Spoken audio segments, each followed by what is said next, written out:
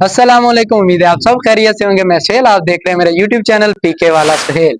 तो आज के इस व्लॉग के अंदर हम आपको सैलाब की तबाहकारियां, जो 2025 में सैलाब आया था, उसकी तबाहकारियां दिखाने जा रहे हैं। तो आपने हमारे साथ जुड़े रहना है, वीडियो को एंड तक देखना है, व्लॉग को एंड तक देखना है, वीडियो को लाइक कमेंट शेयर जरूर करना है। जितने यूट्यूब चैनल पर न्यू आते हैं, चैनल को सब्सक्राइब किया करें, बेल आइकन का बटन दबाया करें, ताकि हर आने वाला नया व्लॉग आप तो घर बैठे आप तक मौसूल हो सके, आप तक पहुंच सके।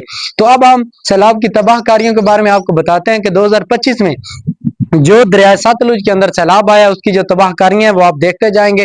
कैमरामैन आपको दिखाता जाएगा। मेरे पीछे आप बड़े बड़े मट्टी के जो ढेर देखेंगे, किस तरह उन्होंने बांधे थे पानी को रोकने के लिए। लेकिन पानी का बहाव जब इतना तेज होता है, उसके आगे चाहे आप पत्थर लगा दें, चाहे आप सीमेंट लगा दें, कुछ भी कर दें, वो पानी आप नहीं रोक सकते, क्योंकि पानी का बहाव इतना तेज होता है, इतनी रफ्तार होती है कि वो अपना सब कुछ बहाकर ले जाती है साथ। तो हम आज उस जगह पर आ गए हैं। 2025 की कुछ तबाहकारियां आपके साथ शेयर करेंगे। मेरा कैमरामैन आपको दिखाएगा किस तरह बड़े बड़े ये मट्टी के ढेर दिखाएं कैमरामैन, उसके बाद वो घर दिखाएं किस तरह रेत की नजर हो चुका है उस घर में। तकरीबन जहां टीयर गार्डर थे उस जगह तक इतनी ज्यादा रेत, ये मैं आपको अपने हाथ से उठाकर भी दिखाता हूँ। सिर्फ और सिर्फ रेत है, ये देखें, ये देखें, ये रेत उसके तकरीबन फुल एंड तक, जहां पर उसके टीयर गार्डर होते हैं, वहां तक पहुंच चुकी है।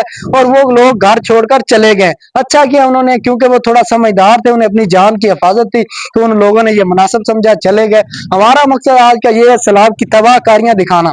सबसे पहले तो जितने लोग हैं उनको ये सोचना चाहिए, ये जो दरिया सतलुज है ये बहुत बड़ा है, इसकी कोई हदूद नहीं है, इसकी कोई हद मुकर्रर नहीं है। तो इन लोगों को यहाँ पर अपनी फसलें या अपने घर बनाने ही नहीं चाहिए। अगर ये लोग घर बनाते हैं या अपनी फसलें करते हैं, तो ये इनके अंदर एक जिगरा होना चाहिए कि ये नुकसान बर्दाश्त कर सकें। लेकिन आजकल का इंसान बहुत ज्यादा तैश वाला है, बहुत ज्यादा जज्बाती है, वो इस चीज को महसूस ही नहीं करता कि उसका नुकसान हो रहा है या उसमें बर्दाश्त की आदत कुछ भी नहीं।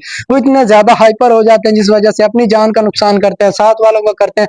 तो ये देख सकते हैं सैलाबी सूरत हाल की तबाहकारियां आप मेरे पीछे देख सकते हैं। लोगों ने फिर ये वाले झोंपड़े बनाए और इनमें अपना बसेरा किया, लेकिन वो होशार में लग गई है, कोई बात नहीं, इनमें बसेरा किया। लेकिन ये हमारा मकसद था आपको दिखाना किस तरह उसके बाद उन्होंने सैलाब की तबाहकारियों के बाद लोगों ने यहाँ पर वो जिसे बोलते हैं फुट, पंजाबी में खखड़ियां भी आप कह लें, वो चीज लगाई, तोरियां लगाए। यहाँ पर लोबिया मैं आपको तोड़कर भी थोड़ा सा दिखा देता हूँ, वो वाला। काश्तकारी में पंजाब के लोग बहुत ज्यादा माहिर है, आप देख सकते हैं। तोरियां भी लगी हुई हैं, लोबिया भी, बड़ी बड़ी तोरियां भी आपको दिखा देता हूँ। ये देखें, वो बिल्कुल रेत है यार। मजे की बात यह है कि इन लोगों ने रेत के ऊपर फिर से फसल की है।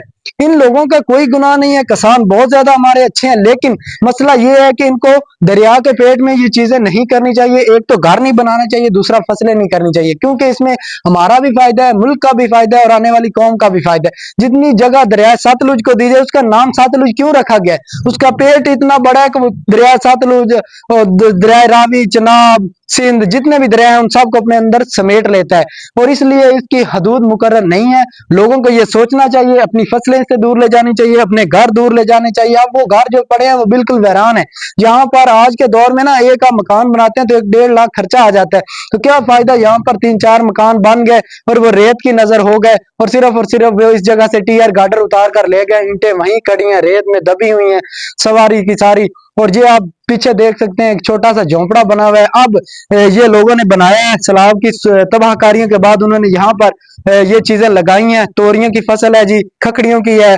और ये हमने एक चाचा से पूछा जो इसकी अब हिफाजत कर रहे हैं, उससे पूछा कि चाचा जी रेत के ऊपर कैसे ये फसल होगी? तो उस चाचा ने हमें तफसीली बताया कि बेटा हम तकरीबन 6 फुट नीचे एक गहराई में एक टोया इसका जो बनाते हैं, उसमें फिर मिट्टी निकल आती है और मिट्टी और रेत को मिक्स करते हैं। उसके बाद जो बीज होता है वो जमीन के ऊपर ही लगता है। पहले मैंने सोचा कि 6 फुट नीचे जब उसकी गहराई कर लेते हैं तो वहां बीज लगाते हैं, तो उसे तो ऊपर आने में ही 3 मंथ लग जाने, 4 मंथ, और हो सकता है वो आए ही ना, क्योंकि मिट्टी में दब जाता है, खराब हो जाएगा, उसको कीड़ा पड़ जाएगा। लेकिन वो चाचा ने हमें समझाया, चाचा बागली वहां कीकर के नीचे बैठा था, हो सकता है उसका शॉट हम आपको दिखाएं अगर हमें वो मिला दोबारा, क्योंकि लेकिन उसने जो हमें तफसीलात दी हैं, हमें जो बताया है वो यही था कि गहराई में जो है एक कुएं टाइप खुदाई की जाती है, फिर वहां से मिट्टी निकलती है जिसे पक्की मिट्टी बोला जाता है, जैसे जमीनी फसल की होती है। फिर इस रेत को और उस मिट्टी को रलाया जाता है और वो तकरीबन जो है एंड तक चली जाती है। उसके बाद बीज जो है वो ऐसे जमीन है तो यहाँ पर लगता है, थोड़ी सी मिट्टी ऊपर होती है, जो इसकी जड़ होगी खकड़ी की, ठीक है, इस फुट वगैरह की, इस तोरी की और लोबिये की, ये जड़ 6 फुट नीचे जाएगी और जो फसल है वो आपको दिखाई दे रही होगी। ये हरियाली दिखा दें, बिल्कुल रेत के ऊपर फसल की हुई है इन लोगों ने। ये किसी भी क्या कहते हैं कि किसानों के अंदर इतनी जरूरत, इतनी महारत और इतना इनके अंदर जोश है फसल करने का। ये लोग दरिया के ऊपर बैठ के भी 3-3 फसलें रेत से ले रहे हैं, लेकिन फायदा तो है, बट ये चीज समझने वाली है कि जो सैलाबी सूरत में तबाहकारी होती है, अभी सैलाब आए तो इस सब चीज को ले जाए तो उसका क्या फायदा। ये सब चीजें आपको सोचनी चाहिए। हमारा मकसद था आपको सतलुज से आगाह करना, ठीक है, उसके जो पानी का भाव है उससे बताना। और पिछले ब्लॉग में आपने देखा होगा हमने बाबा फरीद पुल का आपको बताया, और आज का ब्लॉग हमारा था सैलाबी सूरत की तबाहकारियों पर। बड़े बड़े टिब्बे मिट्टी के आपको दिखाए, घर दिखाए, और उन वीरानों के ऊपर, उस रेत के ऊपर हमने आपको सरसब्ज ताजा फसल दिखाई जिसमें 3 फसलें हैं, और उसके साथ साथ मुंगरा भी हमें नजर आ गया, ये गवारा भी नजर आ रहा है, गवारे का पौधा है। तो साफ तोरियां, ककड़ियां, क्या क्या चीजें लगाई हुई हैं उस बाबा बाग अली ने।